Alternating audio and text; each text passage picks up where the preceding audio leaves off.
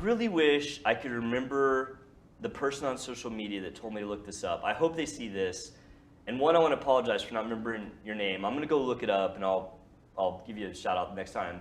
But I want to thank you for telling me to go look up this show called Awake Surgery. Have you guys heard of this?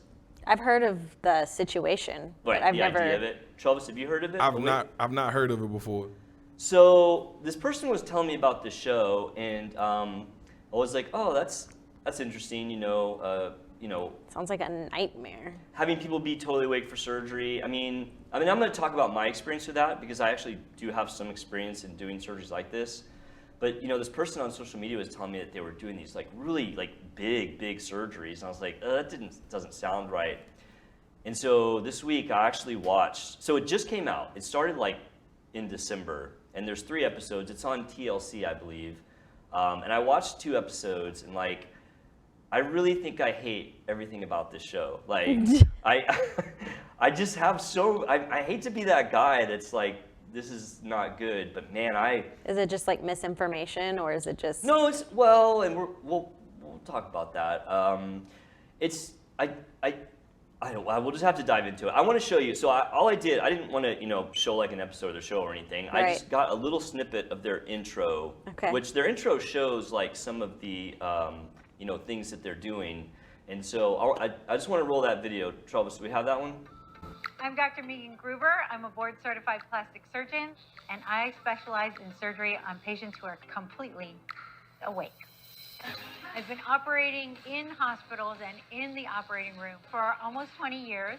I found a method that I can do with no general anesthesia and no sedation at all.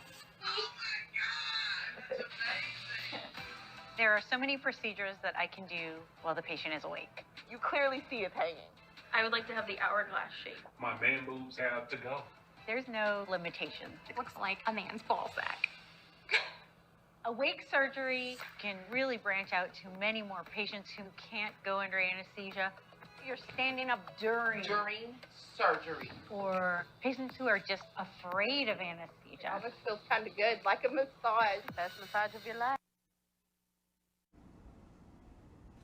So anyway, I just want to show like just a little snippet of like what they're doing. I mean, just so you have the idea, right? That they're doing, and that doesn't even get into. I watched 2 full episodes, and so this is Dr. Gruber in of all places, Florida. It seems like every time that like I talk like about something I don't like, it's in Florida. I don't know why that. I mean, I like. There's a lot of things I don't like about Florida. I mean, and I'll just add that to the list. I mean, Florida's a beautiful state, and we used to vacation there a lot. But man, it seems like every time you hear something crazy going on, it's out of Florida. There's always something wrong with somebody if they decide to move to Florida and they're not from Florida. There's like. I mean, I like it there. Like, there might be, if you go there for vacation, totally cool. But if you decide to like move there for the rest of your life, I should like reevaluate my life. You're a questionable person. So this is Dr. Gruber. She's a board-certified plastic surgeon. Like, so she's totally legit. She's in Florida, and I cannot believe this is her whole practice. I just can't believe it. But she is doing these pretty major surgeries with 0 anesthesia, 0 sedation, completely under local anesthesia, and she has a TV show about it. And man, there's a lot that I need to. Well, it gave me anxiety. Like, I usually don't get like uncomfortable watching like surgeries. Yeah. Right. But knowing that they were awake, seeing that they were awake, it made me like not want to look at it. It gave me like, ugh. So I want to kind of go through some of the things that I learned watching the show. I mean, the first thing, and these are quotes directly from this doctor. One, she said that there's no limitations on what surgeries can be done awake. Wow. I mean, I have to disagree with that. Sounds questionable. I mean, you can do a lot with local anesthesia, but I wouldn't say that you can do any surgery safely. I mean, technically, yes, you could do anything. I mean, heck, in Civil War days, you used to cut off legs with no anesthesia at all, right? So technically, yes, something could be done. But I have a little bit of a problem with that. And then she was saying that awake surgeries branches out to patients that can't go under anesthesia. So I can imagine that, because I'm asking like, why are you doing this, right? And Right. so a response that I would have expected someone like that to say is, well, there's patients that can't go under anesthesia, to which I would say, I mean, anesthesia is not like it used to be. 30 years ago, anesthesia had some serious risks. Nowadays, I mean, it's like air travel, right? It's like, yes, I mean, theoretically flying in a plane through the sky is dangerous, but statistically it's not. Right. Like, it's extremely safe. And when patients come to me, in my office and they say, well, is anesthesia safe, which doesn't happen very often anymore, but when it does, I say, statistically it's more dangerous to jump in your car and drive to the surgery center and get anesthesia than it is to get the anesthesia, right? Yeah. So, and the other thing I would say is that, I mean, if a patient truly is too sick to go under anesthesia, because there are patients, like, say if somebody was about to have a heart attack, you would never want to put them under anesthesia, right? Those patients shouldn't be having the procedure anyway. Right. So that whole thing about this opens up for people who can't go under anesthesia is, I mean, I don't want to say nonsense, but like, it doesn't really hold water for me. So I may have missed it. How exactly are they not feeling it? Because Yeah, she so- was going yeah. in kind of tough. So, and thank you, because Yeah. I kind of got really on my soapbox and I glossed over that. So they're using local anesthesia. So you've been to the dentist, right? And they inject, they inject you with a medicine to numb your teeth, Oh, right? yeah. It's that on a much grander scale. They use lidocaine and ropivacaine are the two that I think she's using. She was mentioning it in her show. And so, and you can accomplish a lot with that. And I'll kind of jump into like my experience with it, because I'm not somebody that's never done stuff similar to this. I've done facelift and neck lift under local anesthesia. I've done breast augmentations under local anesthesia. And I've done some liposuction under local anesthesia. In addition to like much smaller things like mole removals or something like that. But I'm talking like bigger surgeries. Like facelift neck lift is not too uncommon to do under local.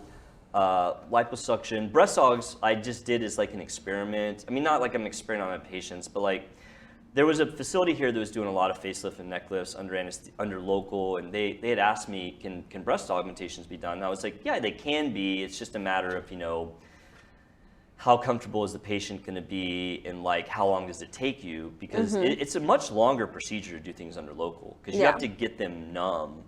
And I did a couple, and the patients did fine, but I didn't like it, because you'd have to like inject them with local, and then you start, and then you get to a point where maybe they were feeling something, you have to inject them with more local. And I did 2 of them, and I was like, yeah, it can be done, but like I just don't see the benefit of it. Because that, to me, that's the question, is like, why? Like, why do this? There's not a whole lot of benefits. But my biggest issue is with that is the level of surgeries they were doing, and I'm going to kind of go through them all.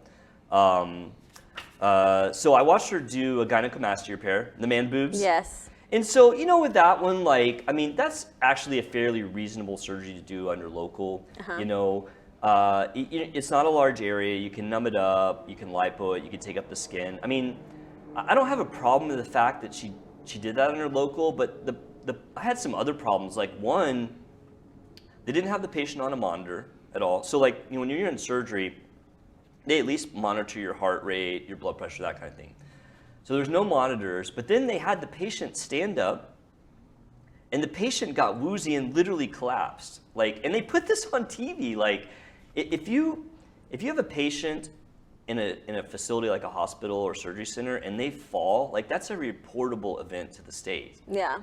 And they had these patients like stand up while they're watching themselves get cut open, and this guy just like went he went down, and like he fell into the bed, so he wasn't like hurt, but wow, I just couldn't believe that they put that on TV. Did he fall because like of, I guess, the procedure they were doing, or did he fall because he was seeing it like happen, like, and he I'm just not kind sure. of passed out? Yeah, I'm not sure. It could have been he got too much local anesthesia, because to me that's like the big one, and I guess I'll jump into that right now. One of the biggest issues with doing surgeries under local anesthesia is there are toxic levels of these drugs. Like lidocaine and ropivacaine are deadly if you give people too much. Now, fortunately, you don't go from I'm fine to I'm dead. You go from like I'm fine to I feel kind of drunk to I feel kind of sleepy, and then like you can get into these hard arrhythmias, and then that's when things get really, really dangerous. Yeah.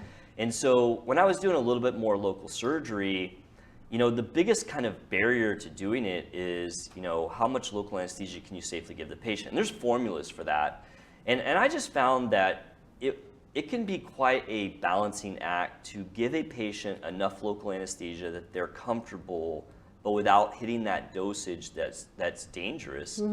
And, you know, going on, I'm going to talk about some more surgeries. They did some really big surgeries, and they didn't have people on monitors. Like, if you're giving someone a drug that can potentially, you know, put you into an arrhythmia, a heart arrhythmia, I just really feel like there should be a little bit more monitoring. Yeah, it just sounds like they're pushing the limit on something that really doesn't need to be tested. Yeah, Like there's no reason for it. You know, the other thing that I found when I was doing things under local is, I mean, I think without question, it adds a level of risk and danger when a patient can unexpectedly move on you. Yes. You know, especially with things like liposuction. I remember one time I was doing some spot lipo on somebody, and it was just a small amount, so not something that really, you know, was a large thing or that I thought was like, you know, unsafe. And she was numbed up really well, and I got somewhere that she didn't have enough anesthesia, and she jumped. And you know, this is while I'm doing liposuction, and if someone jumped enough, you could potentially cause an injury that would never happen if the patient was asleep. And so, you know, you have the risk of the local anesthetics, you have the risk of patients moving. I mean, to me, like having a patient be completely awake for major surgery just adds too much risk, and in my opinion, no benefit.